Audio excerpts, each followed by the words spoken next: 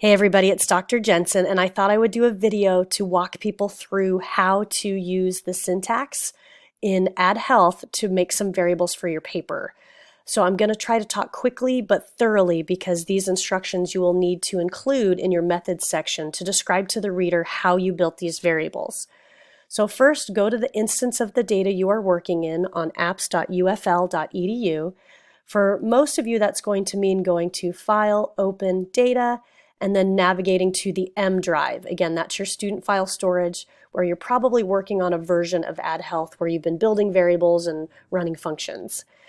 However, I'm not on the M drive. I'm going to use the Common Files R drive. Okay, so I'm going to go ahead and navigate to the Addhealth dataset so that we can begin working in the class. Okay, so again, as you build variables and make changes to data, you will want to do a file save as and save to that student file storage drive, the M drive, so that you can keep your version of the data separate from the R drive. Okay, so I'm already in an instance of Addhealth. So you have your data open because we're going to run some functions against this using SPSS syntax. So our next step is to go to File, Open, Syntax. Now you'll notice in here these little icons look a little bit different than what we're used to. The earlier icons have a red box. These ones have an orange box, if you can kind of tell. But these are little pieces of script that build different variables. Okay, so we're going to open up single parent syntax. Once we're in here, I'm going to talk you through what we're about to do first so you understand what we're working on. We need to find two variables that are going to tell us who single dads, single moms, and overall single parents are in the data because these variables do not exist in Addhealth currently. The only two variables we have to work with are these two. So highlight your script, frequencies, variables, PA1 and PA10, and hit the play button. Again, this is just script of running a function using words rather than menus. So if you wanted to run a frequency in Addhealth, you would go to Analyze, Descriptive Statistics, Frequencies, and then you would navigate to different variables, pop them in the variable box, and then click OK.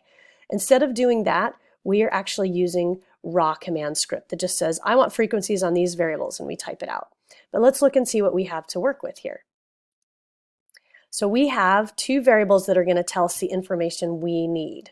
First, we need sex of respondent. This is a parent question. That's what the PQ stands for. And it tells us we have 360 males and 5,125 females. Now, it's not unusual that when these surveys were sent home to families, it was mostly mom that was completing the survey. That's pretty common. But we do have quite a few dads that were completing it as well. So we do have the gender of the parent that responded to the parent section of the survey. The other piece of information we need is that parent's marital status. So we need to know if they were single, never married, married, widowed, divorced, or separated. Now there are some skip patterns built in here because they have specific questions that have to do with those marital statuses in the survey. That's not necessarily anything we're going to wrangle with right now, but we do have some people that refuse to answer or that were coded as system missing. But for the most part, we have many people to work with here. So between these two questions, we have the gender of the person completing the survey and we have that person's marital status. Knowing those two parts, we can come up with single dads and single moms, but we have to use a condition to do it. Now this is a little bit of a complicated recode. You can close this window. We don't need to save it. We can just close it for now.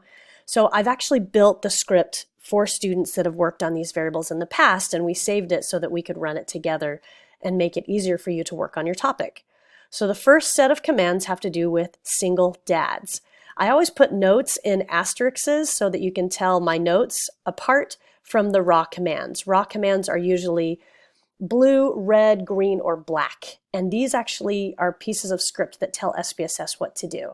So you'll notice some words you recognize like recode and variable labels and frequencies. Okay, those are the same kinds of functions you would run in the menus. We're just using script. Okay, it's kind of like HTML. So first we're going to run single dads, and we have to do this on a condition of the person being male, PA1 equals 1, that's male gender. It says recode that marital status variable where we make all the other categories a 0 and this last category a 1 for divorced dads. So we're actually going to create a variable that separates the divorced dads from all the other dads. We're going to do something similar down here where we get the separated dads in this set of script, we get the widowed dads in this set of script, and we get the never married dads in this last script. Okay? So people go, how can they be never married fathers? Well, you can definitely inherit children from many other sources. You can also be a foster and adoptive dad. Okay? So those are our categories of people who are single dads who do not have a mother in the household. So we're actually going to highlight this entire chunk and go all the way down to the bottom until we end at the never married dads. And you want to make sure you capture that last period where it says /order equals analysis. So press the play button, and SPSS is going to build all of these variables for us. So you can see it's populating the output with all of these different categories we asked it to build. Now if we scroll back up, you see the output as well as the command script we just ran. This is going to help you describe your process that you just did. So we have ones and zeros. These are our divorced father households. Remember, we really only had 359 fathers to work with in the first place. But we know that 88 of them are divorced, are ones, and 271 are not divorced, are zeros. We scroll down. Here's our separated fathers. We have 21 of those. And we have 17 widowed fathers, again, represented by the ones. Everybody else is a zero. And finally, our never married dads, we only have 14 of them, represented by a 1, and 345 of the others represented by everyone else. Okay, so this is not terribly surprising that most of our dads are actually married, and the research shows men are very, very likely to marry, stay married, or remarry as compared to women. So that's kind of typical with what we see in households in the United States. Okay, so that gives you 4 categories of single dads, but you might say, Jensen, that's great and everything, but I want all of these dads in one place, in one variable. So this last script is going to do just that. It's going to put all of those single dads into a single father household variable. So let's highlight the very last piece and click the play button. And now you actually have all of those categories in one place. Your zeros are everyone else, and all the single dads who are never married, widowed, divorced, or separated are your ones. So you can go back in there and label your new variable of who the zeros are and who the ones are once you're finished building this. But essentially, you just built a variable in a few seconds of all single father households using gender and marital status variables from the data set. Okay, so that's how you get a single dad's variable. The next set of script is single moms. We're going to go through the exact same process, except we're going to change the gender to female, which is a 2, and we're going to organize moms into those same 4 categories of divorced, separated, widowed, and never married. Okay, so let's just run all this script at once, starting with the do if condition, and we'll scroll all the way down to single moms. Okay. And we're actually going to run all the way past the never married moms into the combining all single mother households together. So hit the play button when you're ready. There's divorced, separated, widowed, and never married. Again, the ones are the group that have that status, and the zeros are the comparison of everybody else. And then finally, here are all single mother households. The never married, the widowed, the divorced, and separated are your ones. Everyone else is the 0. Okay, so we've checked the numbers. Everything adds up the way it should. And again, you will have some system missing depending on what question patterns they followed and if they were able to do any skips. But this gives you quite a few households to work with between the dads and the moms. Now, if you just want to look at being a single parent, regardless of a mother or a father, we have one last set of script underneath, which is a compute command. This is equivalent to doing compute variable, which you've done before. So remember, in compute variable, you would select you'd write a name of a variable you want to make, and then you would actually select different variables inside the list to sum together and add, just like you're building a scale, sort of. I want to show you something. All the variables we've just made, divorced father, separated father, widowed mother, separated mother, all of these are in your variable list now because you've just built these variables. So they're all available to use. But again, we have script for this. We don't need to run through the tedious process of putting them in one at a time. So we're going to hit cancel. If you have this last piece of script on row 88 selected, compute all single parents, where we sum all of those other variables together, and go ahead and highlight down to analysis and period. It's the last piece of scripts right here. And then the last thing you can do is I can label your data for you as well. So we highlight all of that all the way down. So this will label your ones and your zeros for you as well. Then we can hit play on that last set of script. Now you have all single parents in one variable. So again, you will want to briefly describe the process you went through to create your variables. You might be looking at only single mothers or only single fathers, which again, the earlier variables we built will be satisfactory for that. But if you just want to look at single parents, this last variable will be the one you want to use. So hopefully you found this helpful. And again, you can use your output as a guide to kind of help remind you on how you did the recoding process. You don't need to go through every single piece in quite that amount of detail, but you do need to summarize the process generally and say, I did this kind of a recode where I took these other categories and set them as a 1 and this category and set it as a 0 and combined these into this final variable. So you do want to highlight which groups you're combining, which variables you used, and the general process that was followed for all of them so that the reader can follow along and understand how you got to your final variable, okay? So write about it just as if you were telling somebody how you did it if they were sitting next to you. It's the same kind of language. Again, that has to go in your methods section, but now you have a variable that's ready for analysis. I'm going to take one more part of this video. I know it's a little bit long, but again, this would save you hours and hours of time. I'm going to close this output for now, and I'm going to show you one more set of syntax where you can build a race variable. There's a few things I want to highlight in here so that if you want to study race, you can understand how this variable is built. So we're going to go to File, Open, Syntax, and there is a race syntax script inside that same location in the R drive. Okay, so you go to Common Files R, drill all the way down into your files in the folder. Make sure you did File, Open, Syntax so it can find these syntax files. Open up that race syntax file and you'll find a new set of scripts that actually combines all the racial groups together. Okay, so here's a few notes about race. The way this survey and this study handled race is it asked people, what is your racial identity? Check all that apply. So they had responses of marked versus not marked. So some people checked multiple boxes for race and other people checked only one box. So we have to take all of those questions that are located in different places of Addhealth and combine them so that we have all the racial groups in one spot. Okay, so there's 4 major racial groups that were identified in Addhealth. Okay, so this kind of makes it easier to get them all in one place. We actually gave them unique numbers so that we could identify them. We gave we gave whites a 2, blacks a 17, Asians a 31, because we had to find numbers that were not used, because we actually need to save some other numbers down here, like 18, 19, 20, 21, 4, 5, 33, to help represent biracial and multiracial people, people that checked more than one box. So we were very careful on the number assignment we gave everybody, so every group, for every identity people selected, would have a unique number.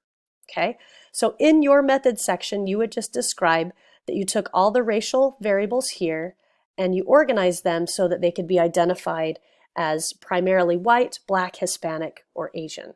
So we're going to go ahead and run this script, which basically looks like that. Okay, and then we're going to do some labeling so that we have all of those groups labeled. Okay, so there's not much here. This is just kind of a necessary first step.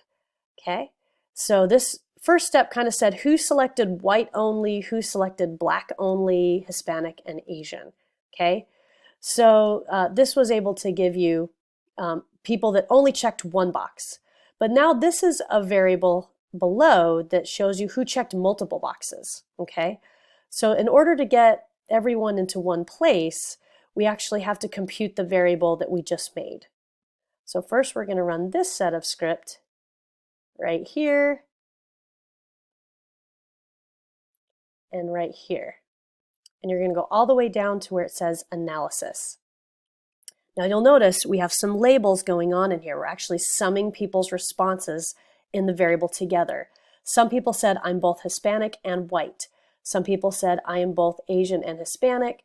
Some people said, I am all the races. Some people said, I'm Black and Asian.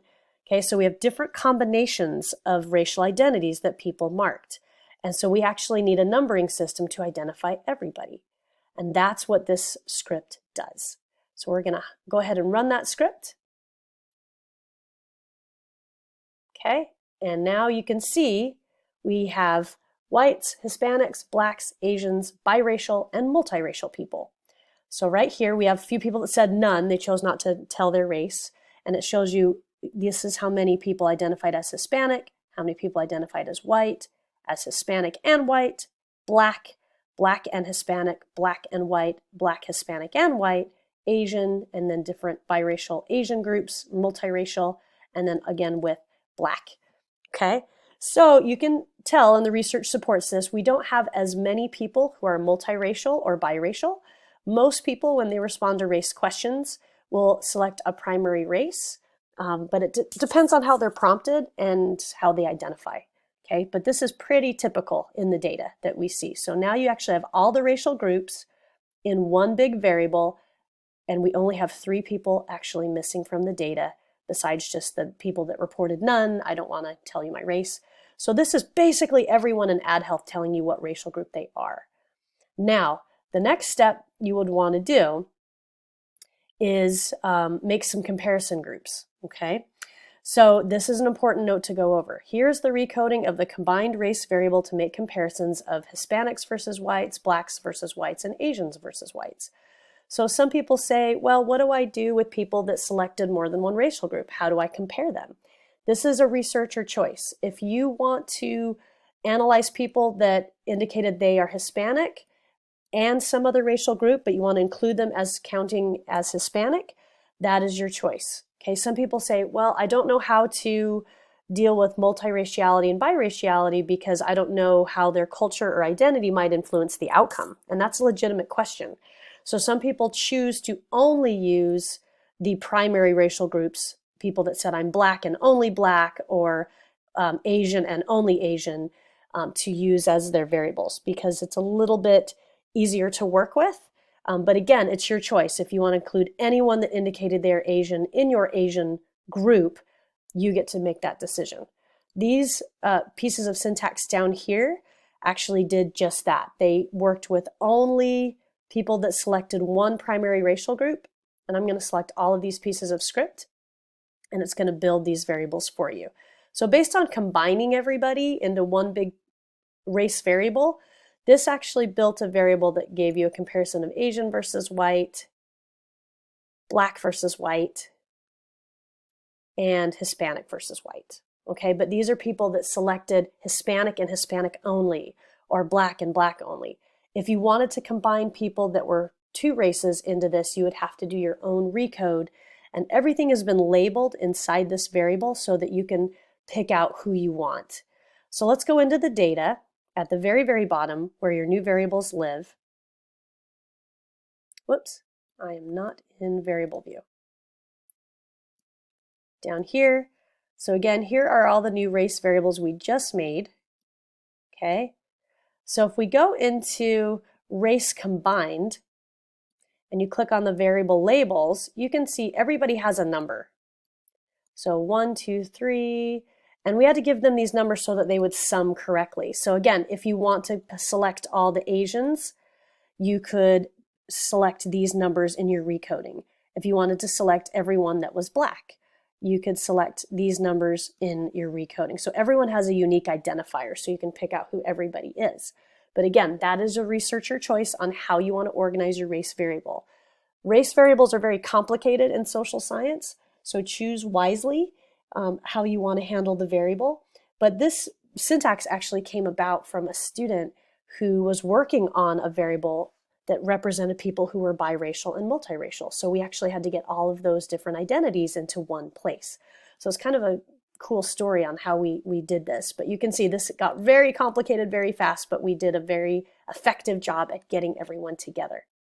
Okay, so again, if you just want the Hispanic versus white or black versus white or Asian versus white, they are built for you. They are labeled.